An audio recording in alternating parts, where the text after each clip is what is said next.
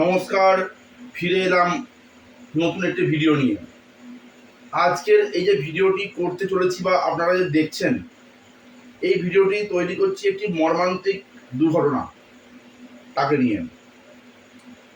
বগুড়া, নিশ্চয়ই শুনেছেন, বগুড়ায় একটি রথ, জগন্নাথ দেবের রথের দিনে যে রথ নিয়ে যে পথ পরিক্রমা বেরিয়েছিল বগুড়ায়, সেখানে বহু মানুষের সমাগম হয়েছিল এবং এই বহু মানুষের সমাগম হওয়াতে সেই রথটি সকলে মিলে দড়ি দিয়ে টানছিলেন এবং রথ এগিয়ে যাচ্ছিল।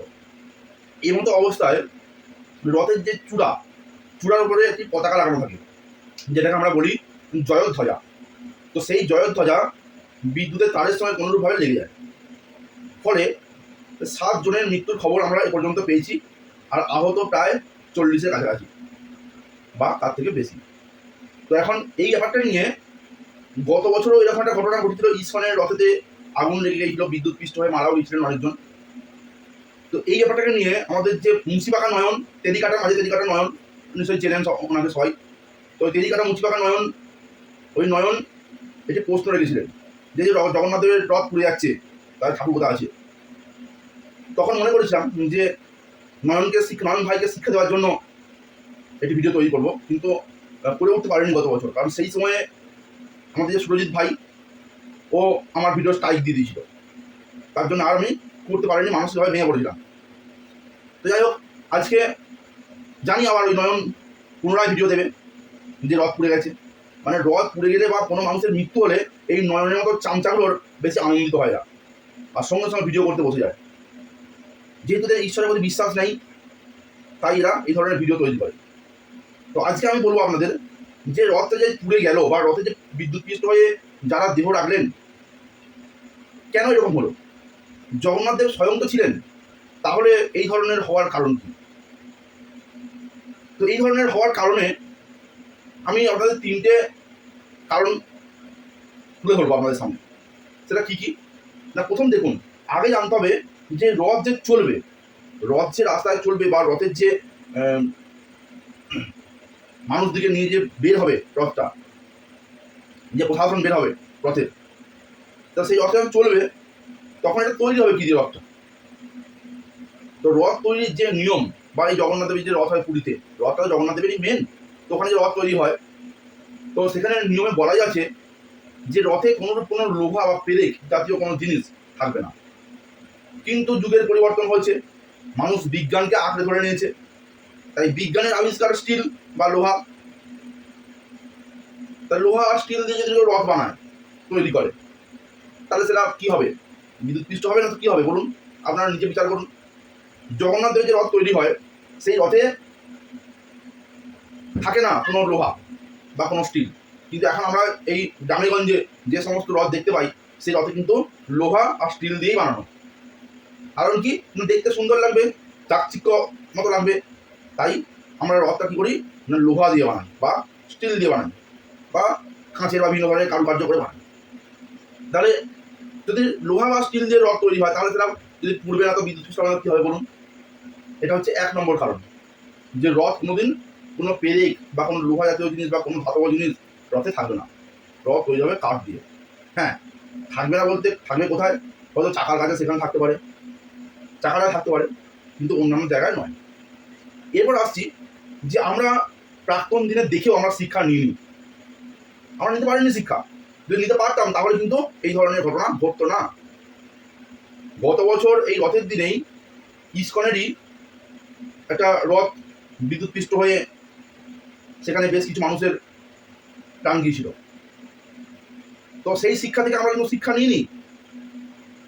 বগুড়ায় যে মর্মান্তিক দুর্ঘটনা ঘটেছে, সেখানে যে ইস্কনের কর্মাধ্যক্ষ, তিনি বলেইছিলেন যে রথের যে ধ্বজটা, জয়ধ্বজটা, ওটাকে নামিয়ে দেওয়া হোক বা ছোট করে দেওয়া হোক। কিন্তু ওখানকার যারা বড় বড় সাঙ্গপাঙ্গ মাতব্বর, তারা সেটাকে মেনে নেয়নি বা নিতে পারেন যে না, ধ্বজাটা আরও বড় করে করা হোক। তাহলে আমরা প্রাক্তন ঘটনা দেখেও আমরা শিক্ষা নিতে পারি বা শিক্ষা নিইনি। এখন যদি ওই ধ্বজাটা লোহার দণ্ড করা হতো, তাহলে যে ঘটনা ঘটতো না। আজকে কাঠের দণ্ড যদি করা হতো, তাহলে ঘটনা ঘটতো না। লোহার দণ্ড করেছে বলেই কিন্তু আজকে এই ধরনের ঘটনা ঘটেছে। তো ওখানে যে কর্মাধ্যক্ষ ছিলেন উনি বলেছিলেন যে ওই পতাকাটা নিচে নামিয়ে দেওয়া হোক, শুধুমাত্র যেটা ওপরের মতো থাকে যে ছত্রটা ওই ছাতারাই থাক, ওপরের যে ধ্বজাটা ওটা নামিয়ে দেওয়া হোক। তো কেউ মেনে নেয়নি, তার ফলস্বরূপ ভুগতে হয়েছে। আমরা বিগত দিনে দেখেও আমরা শিখিনি। তো এই হচ্ছে কারণ, মানুষের কথা না শুনলে হবে। আর আর মানুষের কথা শোনেনি বলে এরকম ঘটনা ঘটেছে। আর তার সঙ্গে ধ্বজাটা নামিয়ে দিতে বলেছিলেন বা ধ্বজাটা রাখতে বারণ করেছিলেন, ছত্রটা ঠিক ছিল, ধ্বজার প্রয়োজন ছিল না। আর ধ্বজা যদি দিতেই মন যায় তার সাইড দিতে পারতো, তাহলে এই ধরনের দুর্ঘটনা ঘটতো না, এতগুলো মানুষের প্রাণ যেত না। এই হচ্ছে 3 নম্বর কারণ। এরপর আসছি যে জগন্নাথ একটু স্বয়ং সেখানে ছিলেন, তাহলে রথযাত্রার দিনে এত বড় একটা মহা সমারোহের দিনে কেন এই ধরনের দুর্ঘটনা ঘটল? তো আপনারা জানেন একটা কথা আছে সংস্কৃতে, নিয়তি কেন বাধ্যতে। এই নিয়তি কিন্তু কারো বাধা মানে না, নিয়তির ডিপার্টমেন্টটাই আলাদা, ভগবানের সঙ্গে কোনো সম্পর্ক নাই, এটা আমাদের মানতে হবে। ভগবান কি করবে? না ভগবান সৃষ্টি করবে, পালন করবে, ধ্বংস করবে, এই 3টে কাজই করবেন ঈশ্বর স্বয়ং। কিন্তু নিয়তি আবার কারো বাধ্য মানে না, ভগবানকেও মানে না, নিয়তি আবার তারও ওপরে। ওই জন্য বলা হয় নিয়তি কেন বাধ্যতে। তো এখানে এই যে নিয়তি কথাটা বলছি কেন বললাম, আজকে আমরা যদি পুরাতন দিনে যাই তাহলে শিশুপাল ছিলেন শ্রীকৃষ্ণের পরম আত্মীয় বা আত্মলোক। নিজের সহোদর ভাই না হলেও সে ভাই সম্পর্কে আত্মীয়। কিন্তু শিশুপালের শত অপরাধ ক্ষমা করে দেওয়ার প্রতিশ্রুতি ভগবান শ্রীকৃষ্ণ দিয়েছিলেন যে শত অপরাধ ক্ষমা করে দেব। যখন শিশুপাল কৃষ্ণকে একের পর এক অপমান করছেন, তখন কৃষ্ণ তাকে বারবার সংযত করছেন। তো উনি এমনই আত্মগরিমায় অহংকারী হয়েছিলেন যে উনি ভুলে গিয়েছিলেন তার কাউন্ট করা কতগুলো হলো, ফলে 100টা পেরিয়ে যায়। তখন শ্রীকৃষ্ণ কি করলেন না চক্রদাতার মস্তক ছিন্ন করলেন। শুনেছেন এগুলো? এবার ভাবুন যে শ্রীকৃষ্ণের নিজের বোনের ছেলে মানে ভাগিনীয় যে ছিলেন অর্জুনের আর সুভদ্রার পুত্র অভিমন্যু, কৃষ্ণ যার মামা, তার কি করে মৃত্যু হলো? আপনারা বলুন। স্বয়ং ভগবান শ্রীকৃষ্ণ যার মামা, ঈশ্বর যার মামা, তো পারলেন না অভিমন্যুকে বাঁচাতে? ওই যে বললাম নিয়তি কেন বাধাতে, নিয়তি কারো বাধা মানে না। যেদিন যার মৃত্যু লেখা আছে সে সেদিন মৃত্যুবরণ করবে। তো তখন দেখুন অভিমন্যুকে যখন একের পর এক অস্ত্র প্রহার করা হচ্ছে, উনি কিন্তু মারা যাচ্ছেন। সেই সময়ে সেই অস্ত্রের একটা আঘাত ভগবান শ্রীকৃষ্ণকেও লেগেছিল, কিন্তু শ্রীকৃষ্ণের কিছু করার থাকেনি। এর একটা পৌরাণিক ইতিহাস আছে, সেই ইতিহাস বলতে গেলে অনেক বর্ধিষ্ণু হয়ে যায় ভিডিওটা। তো শর্টে বলছি যে সুভদ্রাকে ভগবান শ্রীকৃষ্ণ যে চক্রব্যূহ, এই চক্রব্যূহে ঢোকার রাস্তা যখন বলেছিল, তখন অভিমন্যু তার গর্ভের মধ্যে থেকে শুনে ফেলেছিলেন। ফলে চক্রব্যূহে ঢোকার যে রাস্তা তখন সেটা জেনে গিয়েছিলেন অভিমন্যু। কিন্তু যখন ওই চক্রব্যূহ থেকে বেরিয়ে আসার রাস্তাটা বর্ণনা করেছিলেন সুভদ্রার কাছে ভগবান শ্রীকৃষ্ণ, তখন সুভদ্রা কি করেছিল? ঘুমিয়ে পড়েছিলেন। ফলে পেটে যে শিশুটি ছিল অভিমন্যু তখন ঘুমিয়ে পড়েছিল। ফলে চক্রব্যূহে বেরোনোর রাস্তাটা কিন্তু, বের হওয়ার রাস্তাটা কিন্তু জানতে পারেনি। তাই চক্রব্যূহের মধ্যে ঢুকেই কিন্তু মৃত্যুবরণ করতে হয়। তাহলে এই যে মৃত্যুবরণ করতে হয়, ভগবান শ্রীকৃষ্ণের মামা শ্রীকৃষ্ণ রয়েছেন, তাই কেন মৃত্যুবরণ করতে হলো? মহাভারত আমরা পাই, যেখানে হয়েছিল যুদ্ধ, মহাভারতের যুদ্ধ, কুরুক্ষেত্র মহাসমর স্থান। তো সেই কুরুক্ষেত্রের রাজা ছিলেন কুরু। তো কুরু বলেছিলেন যে শ্রীকৃষ্ণ, এই যে রক্তক্ষয়ী সংগ্রাম হবে, সেই রক্তক্ষয়ী সংগ্রামে বহু মানুষের প্রাণ যাবে। তাহলে এত মানুষের যে প্রাণ যাবে, আপনার কাছে আমার একটাই অনুরোধ, এই মহান যে প্রাণগুলো সেগুলো যেন আপনার চরণে স্থান পায়, আপনি তাদের চরণে স্থান দেবেন। তো মহাভারতের কুরুক্ষেত্রের যুদ্ধে যারা বীরত্ব প্রদর্শন করেছিলেন, বা যারা বীরত্ব দেখিয়েছিলেন, বা যারা বীরত্ব দেখে মৃত্যুবরণ করেছিলেন, তারা প্রত্যেকেই স্বর্গে আরোহণ করেছিলেন এবং ভগবান শ্রীকৃষ্ণের পাদ পদে স্থান পেয়েছিলেন। মহারাজ গুরুর এই রিকোয়েস্টে ভগবান শ্রীকৃষ্ণ তাদের নিজের পাদ পদে স্থান দিয়েছিলেন। তাছাড়া ভগবান শ্রীকৃষ্ণ ছিল, পারতেন না বাঁচাতে? পারতেন নাকি বাঁচাতে? কিন্তু ওই যে বললাম নিয়তি কেন বাধ্য। তার মৃত্যু যার আসন্ন। আজকে এই বগুড়ায় যে দুর্ঘটনা ঘটেছে খুবই মর্মান্তিক।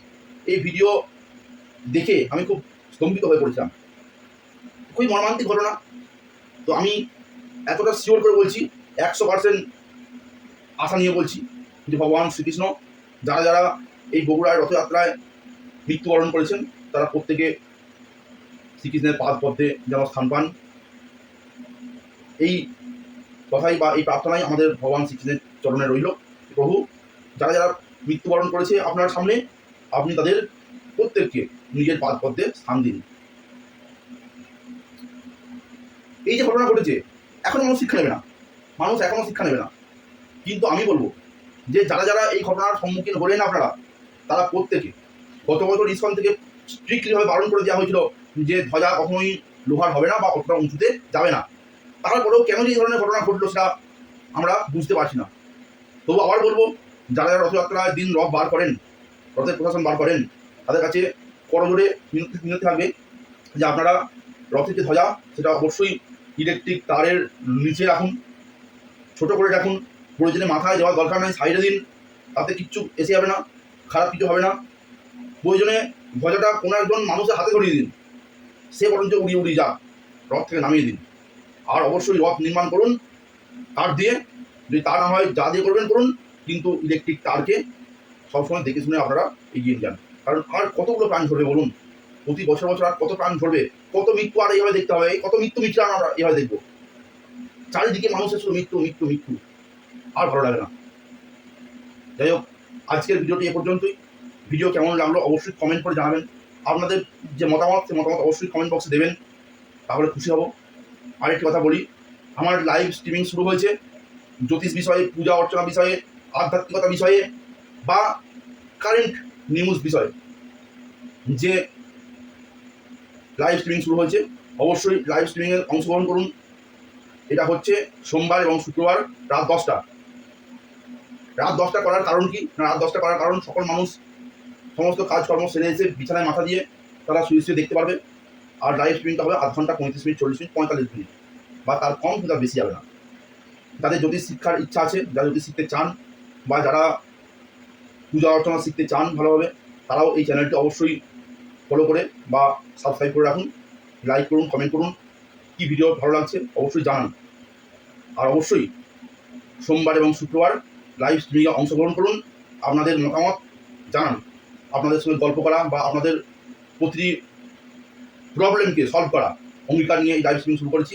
আর অবশ্যই যদি বাংলায় এবং ইংরাজিতে কুষ্টি করতে হয়, একদম হাতে তৈরি কুষ্টি, বাংলা সহজ সরল বাংলা ভাষায় যদি কুষ্টি তৈরি করতে হয় বা ইংরাজি ভাষায় যদি কুষ্টি তৈরি করতে হয়, অবশ্যই কমেন্টে যোগাযোগ করুন বা মেলে যোগাযোগ করুন। আমার মেল আইডি www.mukhobadhyay@gmail.com। এই মেলে যোগাযোগ করুন, নিজেদের কন্ট্যাক্ট নাম্বার দিন এবং পরবর্তী ক্ষেত্রে আমি হোয়াটসঅ্যাপ নাম্বার দেবো, হোয়াটসঅ্যাপে যোগাযোগ করতে পারবেন। যদি কুষ্টি দরকার হয়, যে প্রান্ত থেকেই আপনারা দেখছেন, যদি কুষ্টি করতে হয়, ত্রিপুটি করতে হয়, আপনারা অবশ্যই বলতে পারেন। বাই পোস্টে আপনার বাড়ি পৌঁছে যাবে, এর জন্য কোনো এক্সট্রা টাকা লাগবে না। আজকে ভিডিওটি এ পর্যন্তই। পরবর্তী ভিডিও নিয়ে ফিরে আসছি, যতক্ষণ না ফিরে আসছি সুস্থ থাকুন, সুন্দর থাকুন আর খুব খুব খুব আনন্দে থাকুন। আর দেখতে থাকুন আমার এবং আপনাদের ইউটিউব চ্যানেল চলন।